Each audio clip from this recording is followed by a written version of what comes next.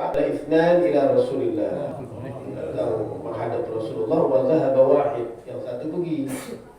Waqafa ala Rasulillah, dia diri bersama Rasulullah. Fa amma ahaduhuma, yang satu dia tanya sama Rasulullah, fara'a furjatan fil halaqah fajalasa fiha, ada sekelompok majlis dia duduk di situ. Wa mal akhar fajalasa halaqahu, yang satu lagi duduk di tempat halaqah, yang satu lagi duduk di belakangnya. Wa amma tsalitsu fa'adbara dhahiban, yang satu jalan lagi. Setelah selesai, kata Rasulullah, ala ukhbirukum 'anil nafar ats-tsalatsa, kamu tahu gak yang tadi itu tiga itu? Yang satu itu dia niat karena Allah niatin. Wa ammal akharu fastahya min Allah fastahya Allahu minhu, yang satu malu-malu, akhirnya Allah buat dia malu-malu juga. Ya, Allah juga dibikin malu juga. Artinya ada rasa malu, ya dia malu, udah ya, tiba-tiba ada rasa malu. Wa mal akharu fa'arada 'anillah fa'aradallahu 'anhu, yang satu nggak mau ikut taklim, dia jalan, akhirnya dia begitu juga jalan semua. Jadi artinya kalau kita taklim itu memang ada azam, ada niat, pengen kita ini memperbaiki diri kita, memperbaiki masyarakat kita, paling tidak ada niat karena Allah. Makanya kata Nabi tadi itu ada 3 orang di situ. Nah, dulu Sayyidina Ali itu pernah ngasih tahu, qala Amirul Mukminin alaihi salatu wassalam radhiyallahu anhu wa karramallahu wajhah, al-ilmu khairun minal mal. Jadi ilmu itu lebih bagus dari harta. Al-ilmu yahrusuka wa anta tahrusul mal. Kalau ilmu jagain ente, wa anta tahrusul mal. Kalau giliran harta ente yang jagain. Anda sekarang suruh pilih ya ente, mau mana? Pergi, ente disuruh pergi nih, jauh sama orang. Ente mau pergi gak? Pilih nih. Oh, gimana wataknya? Yang satu nyebelin, ngerong-ngerong, keluar lagi nih bahasa ngerong-ngerong, ngerong-ngerong, morotin mulu, pergi, jajan mau enak, segala macam. Ente mau pergi sama dia, udah gitu nyusahin. Nah yang satu lagi, kalau ente mau jalan sama dia, ente justru tasnya dibawain sama dia, kemana-mana dibayarin. Terus apa lagi? Terus kalau berhadapan, kalau keluar negeri itu berhadapan sama kantor imigrasi, yang maju dia. Ente mau mana? Ya bahlul kalau pilih yang ngerong-ngerong tuh. Udah nyusahin, udah ini, kan gitu. Nah kata Sayyidina Ali, ada 2 nih. Yang satu belain ente terus, yang satu ente jagain apa segala macam. Ente pilih mana? Pilih yang ente mau dijagain. Nah kata Sayyidina Ali, al-mal tahrusuka, harta ente jagain dia. Giliran ilmu belain ente. Nah kenapa kita lebih pilih harta? Ya. Dulu ane ingat tuh, dulu lagi sholat, dulu lagi masih kuliah, dulu ane punya kamera, namanya kuliah ya, kita masih duitnya masih belum seberapa deh.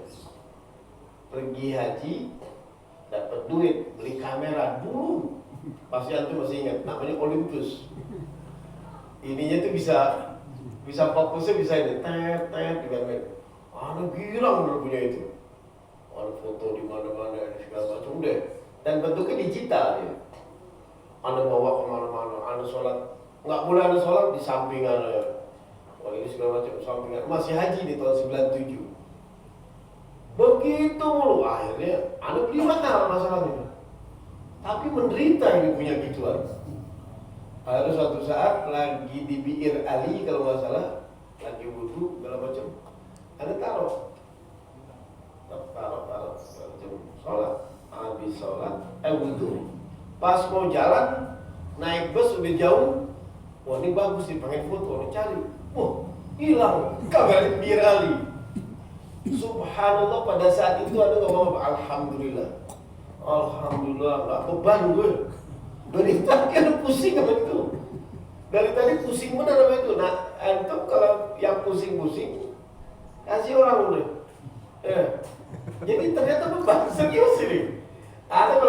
musik ya, aduh dia. Bangun pakai. Ambil lah. Udah enggak ini. Antum coba dijajal gitu, nikmat ternyata. Jadi punya sesuatu yang mana kalau kita pikiran nggak usah. Nah itu tadi tuh, benar ada kata Sayyidina Ali itu al-mal tahrusuka. Giliran harta itu bakal jagain pasti itu. Tapi giliran ilmu ya harus juga. Ilmu jagain ente ya. Makanya nanti di akhirat itu katanya awwalu ma qadima fil akhirah, katanya awal pertama kali kita datang ke akhirat nanti katanya qaddima lahu maluhu wa waladuhu wa amaluhu. Ada amal diwakilin sama ilmu. Dia noleh kepada hartanya. Dia ngomong sama hartanya, ada dulu katanya nyari ente tuh habis-habisan, kadang sampai malam lagi, jalan gelap, pulang gelap. Jalan gelap, pulang gelap. Macam ngos-ngosan segala macam, ada punya ini, udah semua udah punya, meninggal gitu ya. Karena lu capek-capek nih, sekarang ente mau ngasih apa? Mada satu'tini lah. Apa kata harta? Faqala al-malu lahu. Harta itu ngomong, khudh minni kafana. Ambil dari seluruh yang ente punya harta ini kain kafan aja. Kain kafan sebagus-bagusnya semana sih? Bahannya dari apa sih? Dari sutra, nggak boleh. Khudh minni kafana. Ambil dari yang ente punya nih, kain kafan aja dari yang ente cari itu. Nih, ente semua kain kafan loh, karena itu ada. Waltafata ila waladihi, dia noleh kepada anaknya. Wahai anakku, dulu ente ada bela-bela berantem, mana yang paling maju, mana tolak pinggang. Kenapa dulu? Wah, maju. Didamprat guru-gurunya kita bela-belain. Wah, kita bela-belain dia, kita ini segala macam. Faqala, dia ngomong sama anaknya, ente apa nanti belain ini buat abah dia nanti ketika wafat. Faqala waladu, anak itu berkata kepada bapaknya, urafiquka ila hafri, anda nemenin sampai kuburan doang. Wa nuwarika fiha, udah gitu anak kubur, anak tanam, bahasa itu tanam, anak kubur. Udah, faraja, pulang anaknya, udah nggak nemenin. Wa tafata ila ilmihi wa amalihi, dia nolak kepada ilmunya dan amalnya.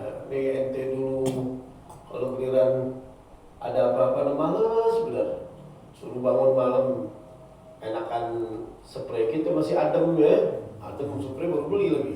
Kalau baru beli masih panas ya, panas. Udah enak pakai kaos oblong yang disobek tuh, pakai sarung enak, jadi ya Allah. Terus mau taklim juga tuh berat, dari mata tuh sepet-sepet itu deh, segala macam ada aja kayaknya enakan di rumah ini. Udah segala macam. Ana lemas, ana udah kagak peduli. Mada satu'tini lah, apa yang kau berikan padaku wahai amal dan ilmu. Faqala al-amalu wal ilmu, apa amal dan ilmu ngomong? Urafiquka ila rabbik hatta a'rada anta ila rabbik. Ana temenin ente ngadep Allah, bahkan ketika ada jawaban pertanyaan malaikat, ana yang bilain jawabin. Makanya kata dia, ya Allah, ternyata apa yang selama ini kita remehkan, yang kita malas, itu ternyata belain kita. Dulu ingat gak ada Malik bin Dinar, Sufi, namanya juga udah serem ya sih. Malik Raja bin Dinar, rajanya duit. Iya, dia bukan raja, tapi emang julukan orang-orang bilang waktu itu namanya Malik bin Dinar dan diabadikan namanya. Kalau nggak salah sebenarnya, kalau nggak salah, aku saru-saru, katanya nama aslinya sebenarnya Fudail bin Iyad, namanya Malik bin Dinar. Raja duit. Wah, ini duitnya udah kalangan jansat deh. Di mana-mana punya duit segala macam. Ini yang julukin orang dulu. Sampai dia nikah sama orang-orang nggak ada yang mau, bapaknya nggak ada ngasih. Kenapa? Karena bangor, bandel bener.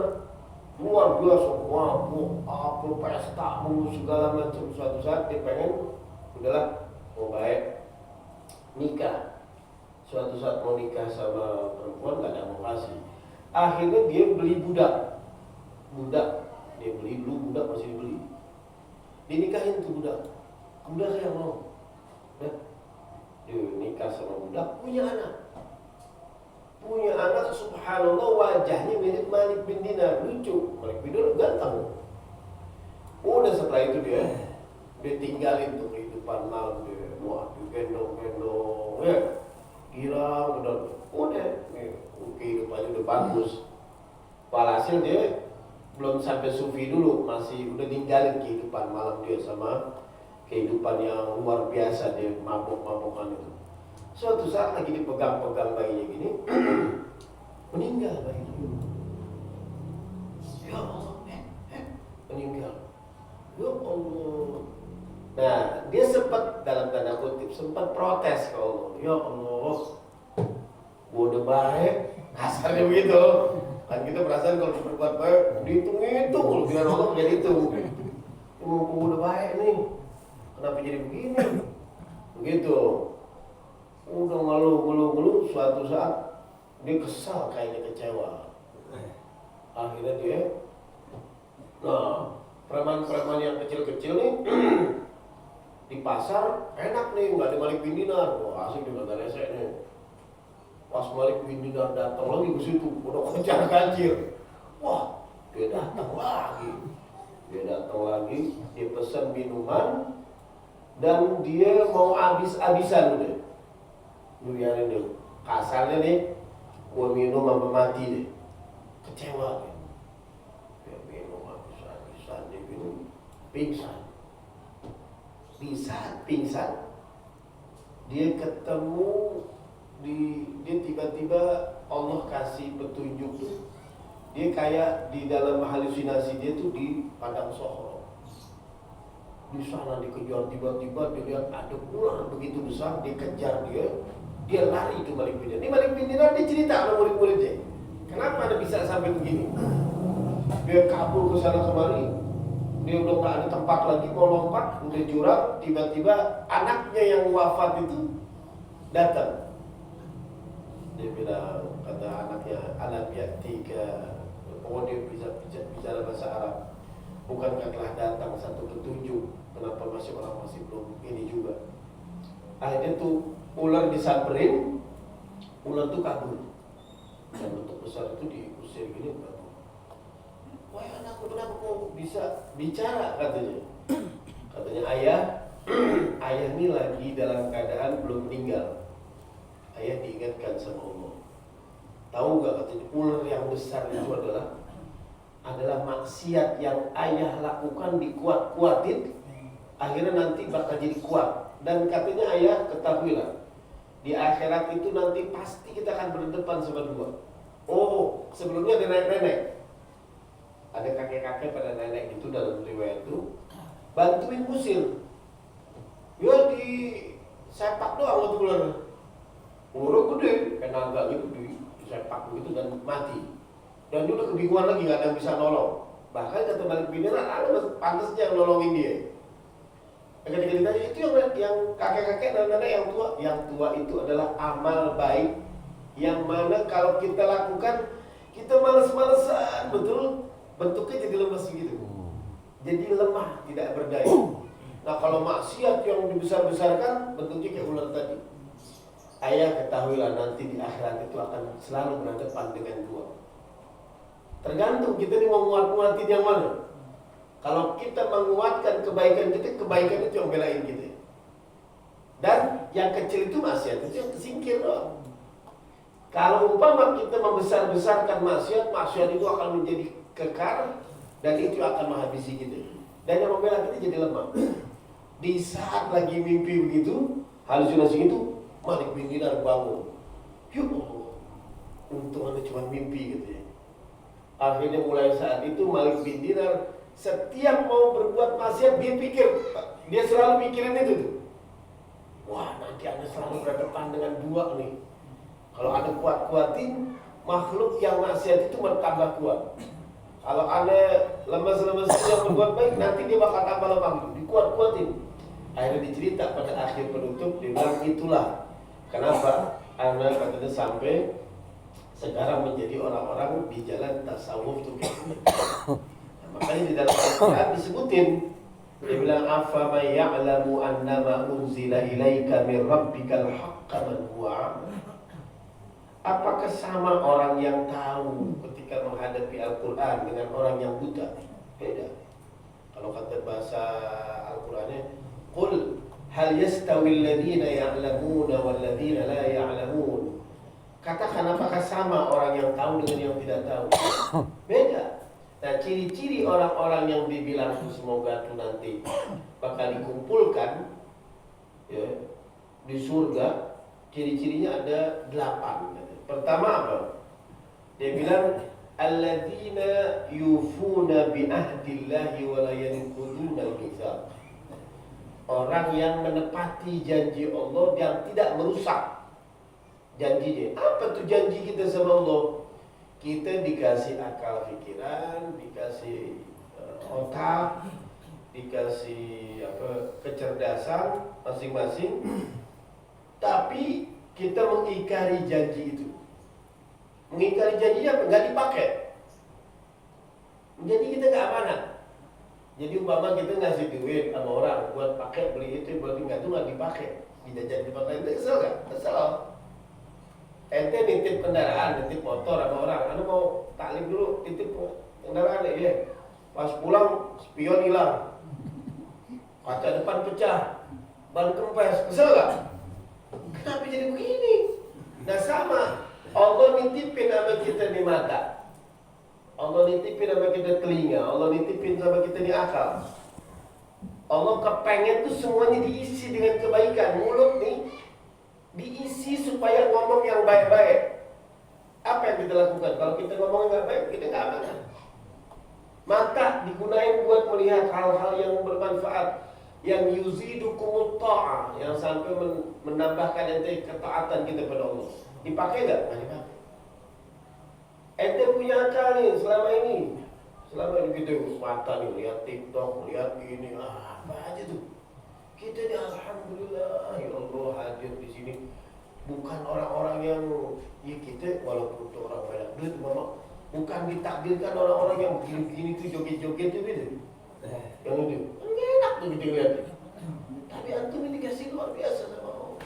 Di tempat-tempat yang kayak begini ya dikasih kesempatan yang kayak begini nih udah alhamdulillah banget. Ya. Itu dia diantaranya yang kudu dan minta. Makanya dikasih akal, pakai itu isi dengan taklim. Kalau enggak, kita kan jalanin amanat ini. Ya, antum sia-sia hidup semua hilang-hilang, bahkan ini semua. Wala yang kudu dan bisa, jangan merusak janji apa yang sudah ditetapkan di situ. Ya, pertama. Nah berikutnya apa? Orang-orang yang termasuk yang tepat supaya dia tidak merusak semuanya. Amanat, orang-orang yang amanat itu diantaranya adalah apa? Orang-orang yang dekat sama Allah. Walladzina yasiluna ma amarallahu bihi ayyusala. Orang-orang yang selalu menyambungkan silaturahmi. Sama siapa? Ayyusala yang Allah perintahkan untuk disambungkan. Sama zil qurba, sama jiran, sama al-aqriba. Itu harus ditetapkan, itu harus disambung terus. Jadi nggak boleh tuh kita sama-sama main umpama orang yang begini kita pengen begini nggak, bukan. Itu sama juga kama dua amal, itu sama juga sama orang-orang yang nggak berkelas di situ. Makanya diminta di situ untuk kita ini supaya jangan sampai itu dilanggar. Walladzina yasiluna ma amarallahu bihi ayyusala. Sambung. Bersambung dengan siapa? Zul qurba, keluarga, jiranukum, sama tetangga. Satu lagi sama terus sama keluarga-keluarga. Sampai udah meninggal juga. Bagaimana cara nyambung silaturahmi sama yang meninggal? Bacain Al-Fatihah. Ya antum tuh sering baca Al-Fatihah, Al-Fatihah. doain abah antum. Setiap sholat abah, umi itu dibacain guru-guru. Itu namanya masih nyambung silaturahmi. Yasiluna ma amarallahu bi. Makanya kita lagi sholat aja disuruh nyambung silaturahmi sama Nabi. Apa kalimat assalamu alaika ayyuhan nabi? Nyambung kan? Orang kalau ngomong lagi ngomong gini, tiba-tiba lagi ngomong, mama itu lagi mau masuk ke rumah, tiba-tiba satu ulum lagi ngomong gini, ente tuh harusnya kira-kira ulum ngomong ada orangnya di depan apa kagak ada orangnya? Ada orangnya. Ini orangnya kagak ada. Tiba-tiba kamu tuh telepon kagak apa kagak? Sangat maklum dia. Nabi ini diucapin assalamu alaika. Nabinya hadir ya? Hadir. Kalau Nabi nggak hadir, assalamu alaihi. Alaika. Hadir. Orang ucapin salam pasti ada yang hadir. Itu lagi tiba-tiba lewat nih. Nah, ini jalan sama Anas. Anas tiba-tiba ngomong, assalamualaikum. Salam. Siapa Anas? Enggak. Ada aja. Wah. Bahaya itu. Tandanya apa? Dia pasti mengucapkan salam kepada orang yang ada di situ. Nggak ada orang ucapin salam, nggak ada orangnya. Nah kalau kita mengucapkan assalamu alaika, ada nggak nabinya? Ada. Warahmatullahi wabarakatuh. Makanya dulu ya, Anda pernah bukan di diskusi, pernah di acara di pengajian, kebetulan ada orang salafinya. Ya kita nggak masalah orang salafi dia mau pendapatnya gimana. Kebetulan lagi nanya sederhana, dia bilang, Ustaz, emang kita doain orang yang meninggal tuh nyampe? Anda bilang sih nyampe. Tapi kalau antum bilang nggak nyampe juga nggak apa-apa. Ya kalau ada beruntungnya deh, kalau ada nyampe dia mah kagak. Dia bilang, oh dalilnya apa? Wah, ada kalau pakai dalil mente takutnya Anda sebutin kitab ini ngangguknya doang, di rumah kagak di kitabnya. Kagak repot. Dalil di mana? Sahih apa kagak? Ini orang nggak tahu derajat sahih, punya kitabnya kagak. Kalau lu punya kitab bisa baca kagak, kan bingung gitu. Akhirnya Anda jawab sederhana doang. Nanti Anda ikutin nih cara jawabnya. Anda bilang gini, ente kalau lagi sholat jenazah berapa takbir? 4. Ente bisa? Alhamdulillah bisa. Coba. Pertama apa? Pertama habis takbir baca Al-Fatihah. Cakep. Yang kedua baca sholawat. Terus yang ketiga doa itu Allahumma gfir lahu warhamhu wa'afihi wa'fu anhu. Artinya apa? Ya Allah ampunilah dia, maafin dia. Ngapain baca gitu? Nyampe kagak? Betul gak? Iya ngajarin Nabi. Di dalam doanya, di dalam salat takbir apa? Allahumma gfir lahu warhamhu wa'afihi. Nyampe gak? Nah kalau Nabi ngajarin gua kagak nyampe ngapain? Terus di dalam Al-Quran dikatakan wa qalu rabbana ighfir lana wa li ikhwanina alladziina sabaquna bil iman. Ya Allah ampunilah mereka yang telah mendahului kami dalam keimanan. Al-Quran ngajarin kagak nyampe. Nah sekarang kira-kira nih yang nyambung ente sama Nabi nih. Oh iya juga. Bukan iya banget, iya juga deh. Jadi kalau begini kan percuma kita mau nyebutin kitab ini halaman segini dia punya kagak, baca kagak. Iya. Sampai rumah tiduran muak. Kagak mungkin baca, ya tanya aja coba dalilnya kayak gini. Sama waktu kita mengucapkan assalamu alaika ayyuhan nabiyyu. Makanya kita disuruh silaturahmi bukan hanya kepada keluarga, tapi kepada orang-orang yang sudah wafat juga kita harus silaturahmi. Makanya kata Al-Quran, walladzina yasiluna ma amarallahu bihi ayyusala. Berikutnya apa sifatnya? Wa yakhshawna rabbahum wa yakhafuna su'al hisab. Yang takut kepada Allah dan yang takut dengan pedihnya azab. Takutnya ada dua. Orang yang belajar bahasa Arab tahu nih. Khasya yakhsha, khasyatan takut. Khafa yakhafu khaufan, takut juga. Bedanya apa? Kalau yang takut khasyah, takutnya karena wibawa. Dulu anak punya guru mirip kursi rodanya mirip Abi Ibrahim gini, dibawa dan dia udah sakit, ditaruh pakai infus gitu. Itu punya guru belum ajar di kampus. Cuman kalau dia datang diam semua, nggak ada yang berani ngomong. Itu kita diam, takut dipukul apa dia enggak? Enggak. Takut diomelin dia enggak? Dia orang dia diam doang. Tapi kenapa? Karismatik. Dia punya. Nah, takut kepada yang memiliki wibawa disebutnya khasyah. Dan takutnya juga berdasarkan ilmu. Makanya di dalam Al-Quran, innama yakhsyallaha min ibadihil ulama.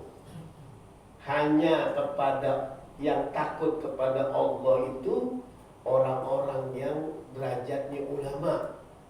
Jadi takutnya yakhsya, innama yakhsyallaha min ibadihil ulama. Jadi takutnya memang karena ilmu. Ada lagi yang takutnya karena nggak apa-apa, nggak takut diazab, nggak masalah.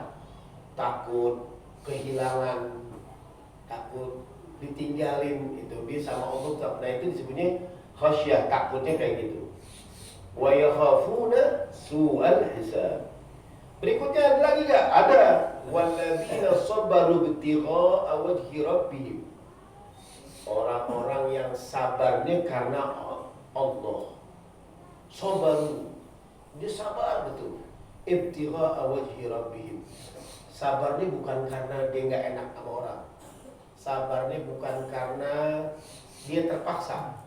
Sabarnya justru karena Allah.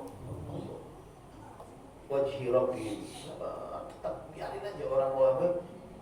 Yang penting Allah nyuruh ada sabar, ada ikutin. Diikutin. Karena baik nanti pasti ada tuntunan akhlaknya. Wajhi rabbihim. Berikutnya apa? Wa aqamus shalah. Dia harus dirikan sholat juga. Ini ciri-ciri orang yang bakal dikategorikan oleh Allah itu tadi, bakal ketika memiliki sifat-sifat ini nanti bakal jadi apa nih? Wa aqamus shalah, dirikan sholat. Yang menarik, Al-Quran gak mengatakan wa yusallun. Wa aqamus shalah, tegakkan sholat. Kalau tegakkan sholat, tandanya adalah dia berarti selama sholat mengambil pelajaran dari ilmu sholat. Ilmu sholat itu apa aja? Disiplin waktu gak? Iya, itu gak boleh lewat zuhur dikit. Gak boleh sholat zuhur di waktu asar. Gak boleh sholat asar di waktu maghrib. Ada waktu gak? Disiplin gak? Yang kedua, wudu dulu gak? Bersih, rapi segala macam. Wudu itu bersuci ya, bukan ngebersihin. Beda. Itu wudu, kakinya masih kotor. Beda. Najis sama kotor beda gak? Beda. Nanti mau sholat tuh, kan dulu Beb.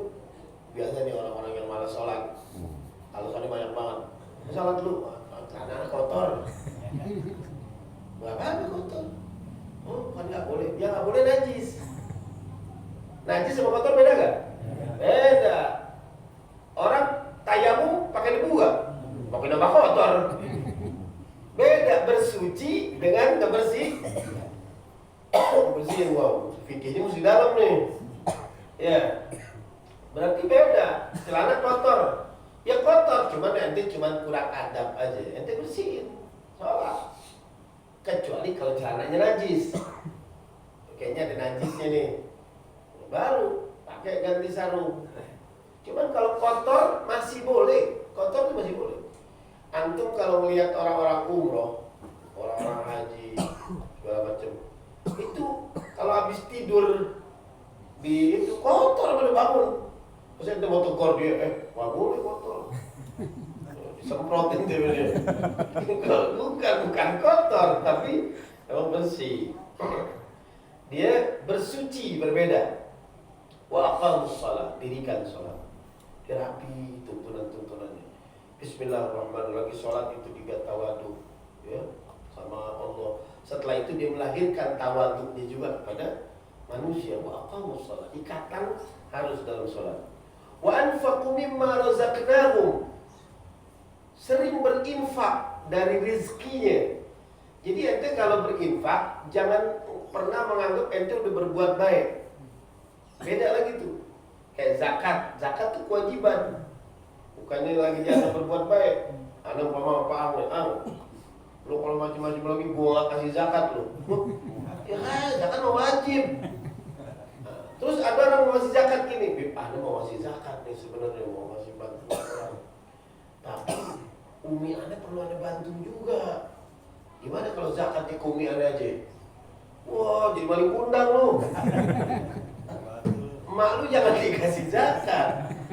Emak lu mah dibantu, beda lagi. Jangan, ini bantu beda lagi, zakat beda lagi. Coba dengan umi ente, nih, wah, duit nih, beras juga, weh, cakep, ya zakat, wah, petir langsung, nih zakat, baru petir, jadi batu menangis sendiri. Ya dulu ya ada bahasa aku ya. Jangan, ente kalau ngomong gitu, tapi umi anda belum masih kekurangan. Umi ente bagian lain lagi, kewajiban ente buat bantu, zakat beda lagi, gitu. Nah. Begitu juga bantu orang itu beda lagi, dengan zakat juga beda lagi, hal yang berbeda. Ya. Wa anfaqu mimma razaqnahum sirran wa alaniyatan, baik secara rahasia ataupun terang-terangan. Secara rahasia apa? Orang lain nggak tahu, masalah. Nah, ente kalau umpama ini pribadiannya, tapi kalau antum nggak setuju nggak apa-apa. Kalau anda pribadi, kalau mau ngasih anak yatimnya jangan suruh datang ke tempat. Umpama, insya Allah di musola ini kagak ya, lagi ngomong gini, lagi centil banget. Jangan anak yatim itu datang ke sini kumpul, dibagiin suruh maju atau dipajang, ya Allah, sian, mukanya itu sian. Jangan pakai simbolis juga, udah pokoknya kita alhamdulillah adain, bilangin pengajian, pakai pengajian gini, insya Allah ada ini diamanatin, disaksiin sama siapa datang, udah tahunya rapi. Jadi datang pelan-pelan tuh, assalamualaikum, mampir gini, kasih. Jadi jaga raut muka. Makanya kalimatnya taqimis shalah wa atuz zakat. Atayati itu sebenarnya asal katanya datang dengan membawa zakat. Jadi datang ke rumah orang itu dengan membawa zakat. Jangan orang itu suruh datang ke kita, dipajang mukanya. Ayo foto. Mukanya coba liatin. Nah, tuh lihat. Ya, kasihan di bawah bapak dia. Pakai kasihan diceramahin lagi. Jangan pelan-pelan. Umpama kita ngeliat nih di sini ada yang ada yang janda, ada perlu dibantu. Datengin. Anas mau datengin siapa ya? Tapi ingat, datangnya sama Pak RT. Jangan sendirian. Enggak beneran, Bapak, wah kebetulan yang mau dibantu. Loh, saya kan muda lagi nih. Gimana ya? Bawa siapa ya? Bawa Ustaz. Siapa? Ustaz Hasan. Ustaz Hasan, yuk jadi saksi. Jadi saksi. Maksudnya ngasih gitu. Jadi jangan sendiri-sendiri. Datang ya, alhamdulillah kita ini. Udah sebentar aja. Jangan ngopi, betah, beli gorengan. Jangan taruh. Nah itu tuh jangan sampai bikin raut muka orang tuh malu. Aduhunil wajah. Air muka itu jangan sampai merasa terhina dengan adanya itu. Mesti pintar-pintar tuh. Kalau ngasih makanan sama orang tuh, ini masih panjang nggak? Jadi kalau mau ngasih makanan sama orang tuh, dulu Syekh Tantowi itu pernah dengar dari satu acara, ada lama-lama cerita. Habis acara, anaknya baik maksudnya. Anaknya tiba-tiba habis selesai makan, ada yang separuh dimakan, ada yang masih belum dimakan nih. Ngambilnya pakai piring. Kalau di Timur Tengah tuh pakai piring, di Syria tuh pakai piring gini diambil. Ininya masih bersih, belum diapa-apain. Cuma memang udah berantakan. Berantakannya bukan karena makan di tempat itu, tapi dimakan segala macam, diambilin. Nah, anaknya Syekh Tantowi ngerapiin lagi. Oh enggak, ngambil gitu, diambilin. Oh ini masih belum dimakan. Acaranya pas lagi mau ditanya, Syekh Tantowi tanya, mau dibawa kemana? Mau dibawa ke depan, kasih security rumahan. Begini, jangan begini ngasihnya. Coba sini, dirapiin lagi, tatanannya itu dirapiin lagi, acarnya ditaruh lagi, buah-buahnya dirapiin lagi nih. Nah, kalau mau ngasih kayak begini, agar mereka ini berpikir, oh ternyata security di bagiannya juga. Jangan sampai berpikir, oh ini kalau lagi nggak habis dikasih security. Jangan sampai dia punya pikiran begitu, walaupun benar kebetulan dia ada lebihnya. Tapi jangan sampai ini ada kesan begitu, dirapiin lagi tuh makanannya. Persis sebagaimana kita memberikan kepada tamu, kita juga memberikan kepada orang-orang yang kita kasih juga kayak begitu, dirapiin lagi. Makanya kita ajarin tuh anak-anak kita kalau mau ngasih apa-apa dilihat dulu. Coba kayak gimana Pak Ustaz? Jangan begini. Dirapi tata. Walaupun makanannya nggak seberapa, cuman kalau dirapiin bagus, orang senang. Nah itu yang dinamakan ihsan sebenarnya. Betul-betul. Wa anfaqu mimma razaqnakum sirran wa alaniyatan wa yadra'una bil hasanati sayyi'ah. Dia membalas kejelekan itu dengan kebaikan. Orang berbuat jelek, balas dengan kebaikan. Nah itu ciri-ciri orang-orang yang dianggap sebagai orang-orang yang ulul albab, orang-orang yang dikatakan orang-orang ini betul-betul dia memiliki yang cemerlang, dia punya akal, diisi, dan itu nggak mungkin terisi kecuali dengan taklid, dengan itu semua. Baru dia ayat berikutnya jannatu 'adnin yadkhulunaha wa man salaha min abaihim wa azwajihim wa dzurriyyatihim. Ente bakal dimasukin surga tuh, sama keluarga ente, orang semua tuh dimasukin surga. Sampai begitu kagumnya malaikat, wal malaikatu yadkhuluna alaihim min kulli bab. Malaikat-malaikat itu datengin, ucapin salam sama ente semua, karena tadi itu semua udah dilakuin semua. Apa dibilang? Salamun alaikum bima sabartum fa ni'ma 'uqbad. Selamat antum bersabar, jalan hidup dan ngikutin tuh semua tatanan tadi, maka nikmatilah sebaik-baiknya tempat yang ada di surga. Nah insyaallah ta'lim kita ini berjalan. Dan insya Allah, nah ada temen nih kalau Bapak agak maju dikit semuanya segala macam, biar kita nanti taklimnya rutin begini jalan terus dan tidak pernah ada absen kalau bisa ya. Karena ini keuntungan buat kita semua. Di dalam taklim itu baca Al-Fatihah juga, dibaca Al-Fatihah buat guru-guru kita semua. Ala hadhihi wa kulli niyatin salihah Al-Fatihah.